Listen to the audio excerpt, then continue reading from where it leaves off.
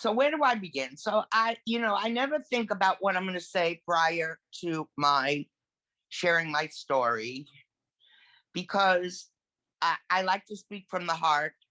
I don't like to prepare things. I like to be honest and open and share what's on my mind and in my heart. So, what I'm going to begin with tonight is I am still bathed in gratitude for my home group having their first in person meeting in over a year. Oh, I'm getting verklempt. It was outside, but for all the people who have gotten sober this year in the midst of this pandemic and this insanity and craziness, who have never experienced an in-person meeting, kudos to you, because I don't know how the hell you stayed sober. And that's the truth. It was so overwhelming to sit there and see friends, familiar faces, to feel the energy that, as wonderful as Zoom meetings are, there is an energy that is in a room that is projected by real people that you can't duplicate. To me, the best part of the Zoom is I get to walk away when I'm tired of listening. I get to turn myself off. That's the best part of Zoom. Because you don't get up in the middle of a meeting and just leave. You're stuck. That's where you sit and you have to listen. So I am still reveling in that gratitude. And those who know me know that I try very hard to wake up every day with an attitude of gratitude. And basically, first of all, that is for my sobriety. And then it's how I choose to go on with my day. Um, I first got sober February 7th, 1996. I was continually sober until the the latter part of 2014, when I had a knee replacement. And I, being the consummate drug addict and alcoholic that I was, the moment I got that first shot of morphine, all bets were off. And although I have not had a drink in over 24 years, I did have my relapse on pain medicine and drugs. And by the time I got to Pavillon, I was pretty well shot. So my love for Pavillon goes very, very deep. And what it gave me was the second miracle. My first sobriety date was the first miracle. I never went to a rehab. I started getting high when I was 13, and the first time I didn't get sober until I was 49. There was some respites in between, but basically it was just all systems go. So by the time I got to Pavillon in 2015, I was pretty well shot emotionally, physically. I was in very bad shape. I was greeted by Frank and taken directly into detox, where I spent at least 3 or 4 days. And when I left detox, I couldn't walk. And most of my time at Pavillon, I had another problem and I was not able to walk. But that did not limit my experience. It was an incredible experience. And I am ever so grateful to everybody, from housekeeping to uh, to the medical staff, to every counselor, to everybody who just showed me that I did have a second chance. And being able to trust them and know that my best thinking got me there and their best guidance is going to get me out of there. And that's what they did. And my love for alumni, I'm just going off on Pavilion. I'll go get into my story, but I just want to just say the beauty about Pavilion is they don't forget about you when you walk out the door. They give you people to call. They care about what you're doing. They're available always, always, always. You are not a forgotten commodity. They care about you as a human being, and they're all rooting for you to get sober and stay sober because being sober is dynamite. Your life is not over, trust me. I have so much fun in sobriety that it's just mind-boggling. So okay, now let me get to the juicy parts. Uh, so I came from a very unhappy, dysfunctional family. I never saw my father. He left when I was a year old, and I never saw him. Didn't know about him. Didn't know who he was. I was raised by an alcoholic mother and two grandparents. It was less than happy. And they say we deal with so many issues, so many issues. Abandon it, abandonment issues was one of mine for a very long time, and still kind of creeps up. I think sometimes even now, and I'm going on 74 years of age. I'm still rocking it, and so what we all have our demons. We all have our secret sadnesses that brought us to this point for whatever the reason. So often I look back on my life and I know that if I wasn't drinking and drugging for my adolescent and young adult years, I really don't know if I would have survived because life was very, very painful and very, very difficult. And, but what once was my friend became my enemy. It was no longer my friend. It was my enemy.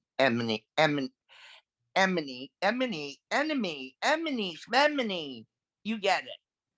So anyway, it was destroying me. It was destroying me. I lived a very colorful life. Let's say I quit high school at 16. I'm from New York, as you can tell.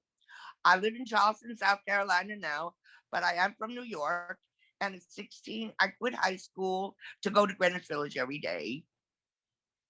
And I'm old, so I was a beatnik before I was a hippie. And I went to Greenwich Village every day, and I smoked pot every day, and I sang with people that in Washington Square Park, and I really had a wonderful time. But through my life, uh, by not finishing school, I always felt less than in my years going on. I married uh, a, a guy. I married a guy at 20 to get out of my house. We were both very liberal, very young, became hippies, traveled across the country, lived here, there, everywhere, had all kinds of, it was very colorful, did a lot of drugs, a lot of drinking. Um, I remember taking some LSD, and I lived in the redwood forest in California, watching the redwood trees grow. I mean, it was all kinds of madness, but fun. I'm not going to say it was bad. At it was it wasn't bad until it became bad. And my first husband was very abusive, emotionally and physically. I think part of it was because he was just not a nice person. And second, drugs and alcohol played a big part in that because there was always drama attached to drinking and drugging. There's always drama. So that was part of it. And um, I had a son he was the love child. He was, I was, I got married at 20. He was born when I was 25 in 1972. He's old too. And, at that time it was all very, oh, natural, oh, hippy dippy. And, Chinese women were having children in rice patties, then I have to have natural childbirth too. I don't recommend it. Uh, but I did it. And that was a memory. Um, and subsequently, we got divorced, which was a good thing. He left me for my best friend at the time, which part of me was really glad because I, at that point, like so many women, was trapped. I was trapped. I had no education, no viable means of support to support me and my little boy. And I was trapped. I had nowhere to go.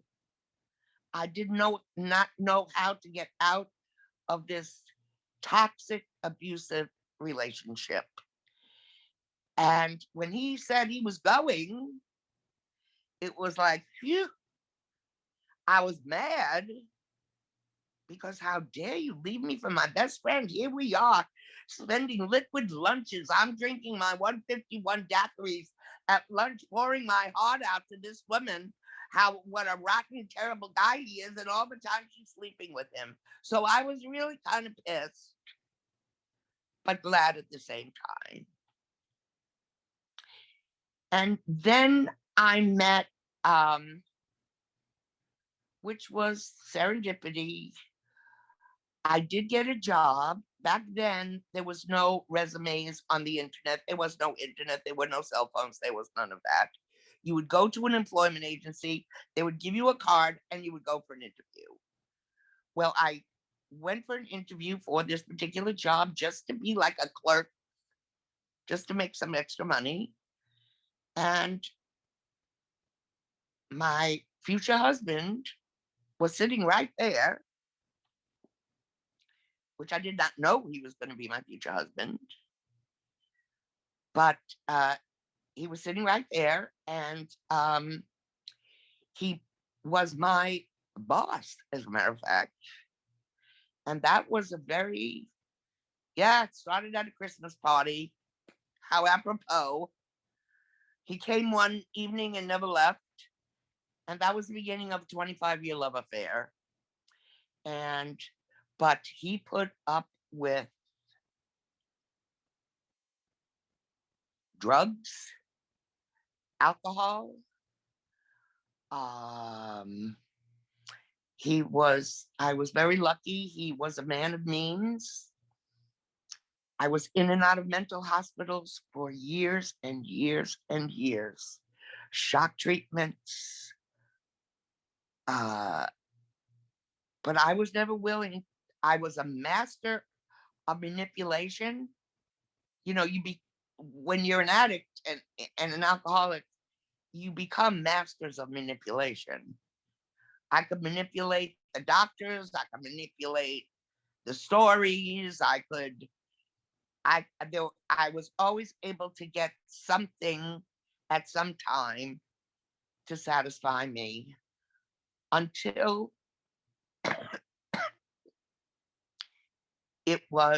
I just couldn't do it anymore. And my son, whose father was an addict also, first husband, bad husband, went to Hazleton. He became sober. My son was in college and he was drinking a lot. And he came home and he went to AA. And he got a sponsor. And I was in a very, very, very bad place. I could not function. I could not get off the couch. I was taking psychotropic medicine because I couldn't get out to get any other medicine. And I was abusing large quantities of Thorazine, which is not a fun drug. So at that point, my son came one day with his sponsor to my house on Long Island.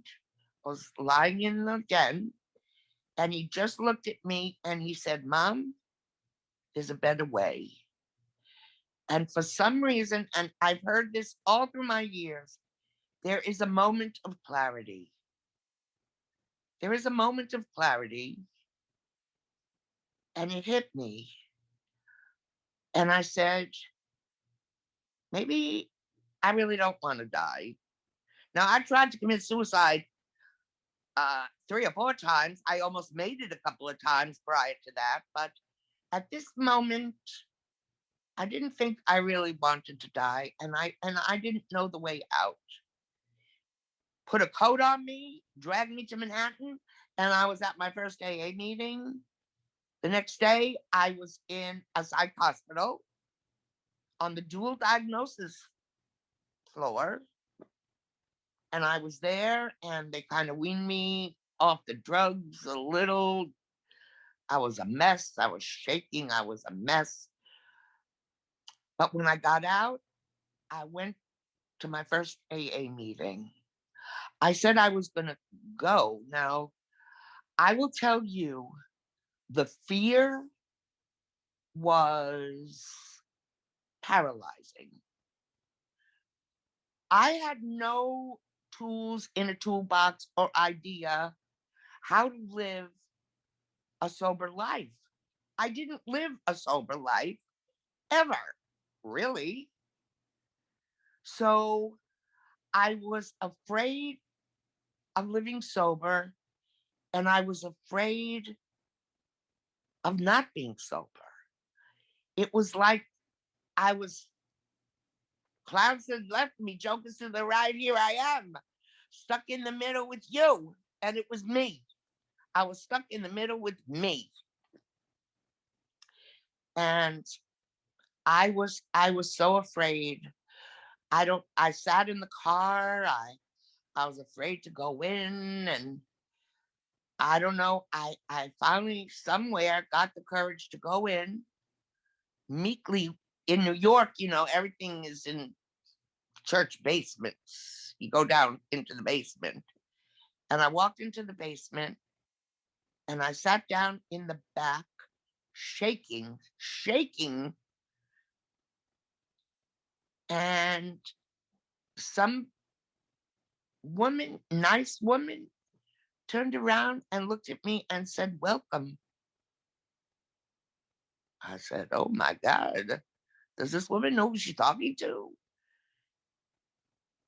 And that was the beginning of my journey in AA, where I started to get a little more conscious. It took some time. It didn't happen overnight. And it took some time, and I sat in the back, and then when I got a little more secure and a little more, I moved up a little bit in the room. And long story short, I began a love affair with Alcoholics Anonymous. Um, Service is super important. Um, that's why I try never to say no if I'm able. Giving back a little of what was given to me to give me a life beyond my wildest dreams, which I almost lost, got back thanks to Pavillon. Um, it is an incredible thing when you finally realize that there are moments of clarity, that you can begin to think. You know, the promises, I say the promises every day. I know them by heart. They are my prayer. I am not a big religious person. Everybody knows that. But the promises are my prayer every day because they are tangible. I need a tangible. And I'm here to tell you they do come true. And I remember the first promise. I remember I was at a women's meeting in Cold Spring Harbor, Long Island. Maybe I was 4 months sober, where the first promise that said, I'm going to know a new freedom and a new happiness hit me, hit me like something between my eyes. I no longer had those chains of addiction. There was no more manipulation. I felt a freedom. I was actually laughing once again. And I was starting to enjoy living, something that I didn't do for a very long time. And um, there's a million stories in my war chest. I have a million stories, but I like to try to think about the solution. You know, people cut their my home group's name is Acceptance, is the name of the group, which means we accept every Tom, Dick, and Harry, and anybody can walk in. And I have seen miracles happen in these rooms. I've seen, we all have our own bottoms. Mine was mine. Uh, I have seen people come from living under a bridge. I have seen people who have gone out and come back and gone out and come back and finally got it. I have seen so many wonderments, me being one. And this is a journey and it is a job. And I am not going to sit here and say, oh, it's all peaches and cream and hunky dory and everything's dynamite every single minute of every day. No. And it takes work, but it's worth it. I didn't, I forgot what it was like to feel, because feeling was something I didn't want to do. I forgot what it was like to have friends. I forgot what it was like to remember where I parked my car. I forgot so much, being non-compass mentis half the time. You know, people say so many times, I wasn't hurting anybody but me. Well, let me just tell you something. That is a lie, because you hurt the people that love you. And addiction is a very selfish disease. Me, in the midst of my addiction, that's all I cared about. Where was I going to get my next drink? Where was I going to get my next drug? Everybody else be damned. Guilt, overwhelming guilt. I lived with that for a very, very, very long time. Um, I, there are so many stories. I could go back to when I was 16. My mother put me in a state mental institution when I was 16 and didn't take me out for 6 months, and then really didn't want to take me out. Uh, so when I say we all have our own demons, we all have our own secret statuses, we do. But it's how we overcome those those burdens, we overcome those pains, we overcome those sorrows. If I didn't say it once, I said it 1,000 times. If you had my life, you drink and drug too. Well, that's not how it works. Nobody took the drink and poured it down my throat. Nobody put the drug into my mouth or into my nose. Nobody did that but me. I was in control of that, just as am in control of my sobriety. I am in control of whether I pick up or a drink or a drug. The beauty of it is I don't have to do it alone. Listen, you can come from under a bridge. You can come from Buckingham Palace. You can come from Australia or New Zealand or Brooklyn or South Carolina and wind up in the same place because we're all here for the same reason. We all have a disease and we're all here trudging the happy road of destiny to overcome that disease because I promise the promises do come true. And what people tell you is true. Find that little glimmer ray bead of light and let it expand. Start to trust and know that there is really rainbows. There are always rainbows. So that's how I'm going to end it. I didn't realize I went on and on and on. I'm sorry. But when I start to talk about sobriety, I have to tell you, I just love being sober. I really do. I enjoy my life every day. I find the fun. Nobody's going to knock on my door and say, hello, my name is Mr. Fun. Let's go out and play. I find my fun. I enjoy my days.